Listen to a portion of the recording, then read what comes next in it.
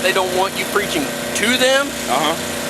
Talking and reading is fine. That's why it's going to the air. You can go into the air and preach whatever you want to preach. All right. Read whatever you want to read. Witness to whatever you want to witness, okay? Yeah. I go to church. I'm a Christian. I'm faithful in that, okay? However, if it starts to come one-on-one and they ask you to stop, then that's where you're going to be in the wrong. Okay. Just to let you know that, okay? I sure do. Take care, brother. Yep, take care. That's the beautiful thing about this, man. And when you do this work, it's not me doing it, you know. It's not like if I'm out here doing it for myself, then I'm a damn network and faulty. But I'm not doing this for. This is the Most High word, so He wants it to be here. So that's what I'm pretty much doing, man. And that's what I get. I get yelled at and threatened just for reading the Bible. I've gotten more worse stuff doing this than, you know, people come out and look at you like you crazy. I mean, it's the point of being. I know what I believe. And I know what I see. And I know just that's an example to show you right there that it's not something like, oh man, you guys be praised to that. No, because God controls them beyond anything. God controls everything. So this is what He wants to happen. That guy was set up to yell today to show everybody else, like, look, okay, this dude's not old. But that's how it's set up, man. Thank you guys for stopping for me. What I'm doing. That's it. How long are you? I'm going on probably about two years now. Yeah, 2 years. 2 years, man. I mean, I'm not gonna say this, but since I've been doing this, I've gotten so many blessings I can't even count, man. I've gotten stuff that I actually, you know, it's not saying this is why I'm getting blessed, but when you change your life, it sort of just, it goes with it. I mean, it clicks. Yeah, I mean, I got a baby girl coming on the way, and I never thought that I'd be able to, and then I've made ways so now I can provide for, I mean, I'm happy, I'm kosher. That's what it took for me to be getting the thing of life I have today. Then I'll be out here every day if I can, you know, but I should be out here more, but hey, that's part of it. And it is. It's a blessing, you know, I'm happy for it. And if people don't want to listen, they'll get theirs. It says the last laugh lasts the best, you know, so with that whole Zach issue, I don't know. I mean, I don't know if you're trying to go there, but I don't know. Yeah, I don't know. But I didn't like that. It's not my place, it's not my business. Just wanted to say hi to my family. Oh, yeah. And you're getting so big. Yeah, it's like, oh my gosh. Yeah. Well, yeah. They just haven't seen me compare. I mean, I don't go out in the streets no more. There's nothing out there for me. You know, there's no money in music down here, and I mean, I chose this. You know, I'd rather do this than anything else. You know, if people and so-called friends in life didn't meet up with the road I'm going, then I don't need them. You know, people is not. If you're not wanting to walk the same road I'm walking, not even walk the same road, but respect the road I'm walking, then I don't got nothing to do with you. You know, I'm taken care of. God's got me, so. Pretty much.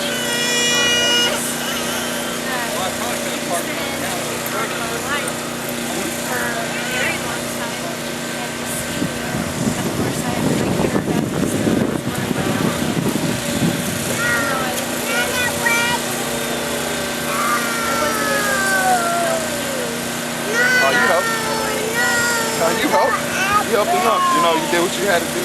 God did put whatever in you to do what you had to do, and you know, you helped.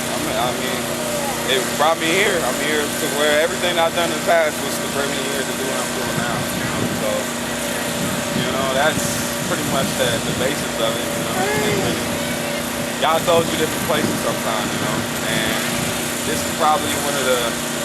I mean, it's a scary thing. That's to know about it, to see how, because this image, that image I showed you is what people think.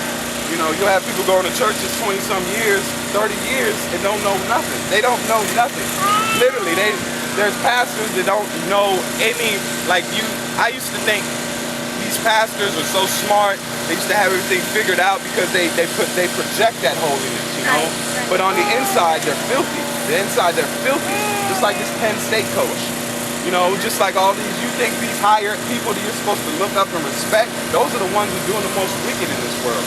They're the most unjust, you know, the most vile person that you can ever, 7 cases, and must be more. You know, pastors that are sleeping with little boys, you know, that's what they do. You know, this is what they've done, and that's what these people want to look up to, let them. Because the thing I'm looking up to now, there is none of that, you know? There is no unblocking. God's not a one to confuse you. He's not going to say, do this, and then just like this place, this is Babylon. This is Babylon the Great in the Bible. You know, because right now it's confusion. That's what Babel means. If you babble, if I'm like, I'm confusing you, you don't know what I'm talking about. That's what Babylon means. Right here, a man can go with a man. A man can turn himself into a woman. They have that. You know, they have transgender. You have in God we trust, but then you got Egyptian pyramid. You know, you got all these different unjust rules. You know, you got women that can go do whatever they want and then think, oh, it's cool, I'm still godly, when God says there's rules against that. If you want to truly be a God, the rules are right here. It's just like when you buy that camera. What did it come with? An instruction manual. You bought your car. What did it come with? An instruction manual. Just like you get your soul gets this body. What does it come with? An instruction manual. And what happens if you so-called don't mess with the lens right? If you say you don't put your lens cover back on, it's gonna get scratched. If you don't eat the right thing, your body's gonna go through. If you don't change your oil in your car, your engine will lock up, right? And it won't run no more. So what happens when you don't do these laws in this book? Stuff happens. Bad stuff happens. So it's the same. It's 2 and 2. You know, that's why where these people want to go. If God we trust, then why do we have Darwin theory here? Why do we have theory of evolution? You know, it's just null and void. That's all. I've always wondered, why is there so much confusion? This has no confusion. It's cut. He's only messing with these people. He's not messing with anything else. I'll show you. This will be the last verse for you to get. That your pastor won't read you this, because that's. Yeah, I mean, that's pretty much because there's no truth in there. That's why church has been dropping, because now their hopes is up, their jig is up pretty much. People are getting awake. It's like not a consciousness in everybody, but it's raising up in a way. And this is what it says. This is Psalms 147 and 18. And it says, He sendeth out His words and melteth them. He causes His winds to blow and the waters to flow.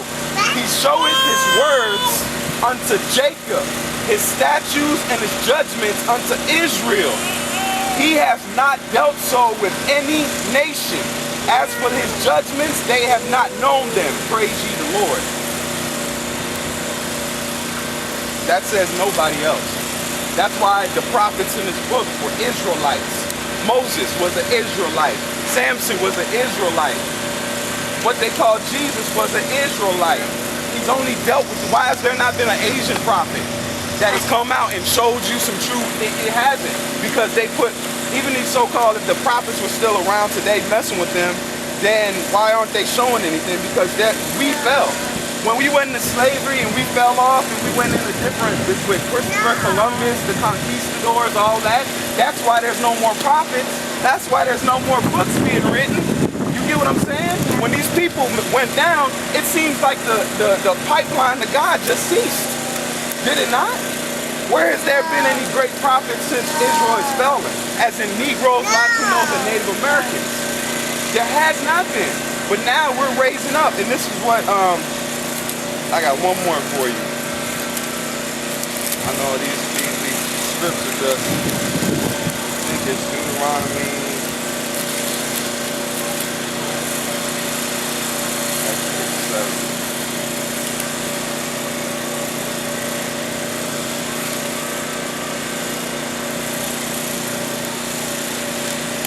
Right here, this is what this is what the Lord told Moses to tell the Egyptians, the Pharaoh. This is why the Most High is not messing with everybody to take the Egyptians out. Okay? It says, and the Lord said unto Moses, when thou goest to return into Egypt, see that thou do all those wonders before Pharaoh, which I have put in thy hand. But I will harden his heart, and that he shall not let the people go. So the Most High pretty much hardened Pharaoh's heart and told him that he ain't gonna let him go. You don't have freedom of choice. Like I told you, for you to come here today, for that guy, for that cop to come here and do what he did, that's the Lord making his heart and telling his heart what to do. And it says, and thou shalt say to Pharaoh, thus saith the Lord, Israel is my son, even my firstborn. Israel, these people, he loves us. That's why we can do what we do. That's why when you go to this, I'm gonna ask you something. Even the world knows this, but now we're going to put it in context. When it comes to running, singing, dancing, inventions, you know the inventions that was done in America was pretty much the Negroes, the stoplight, the shoes. Did you know, the filament for the light bulb. When they say Thomas Edison invented that, he didn't invent that. You heard him say, I made 200 ways how not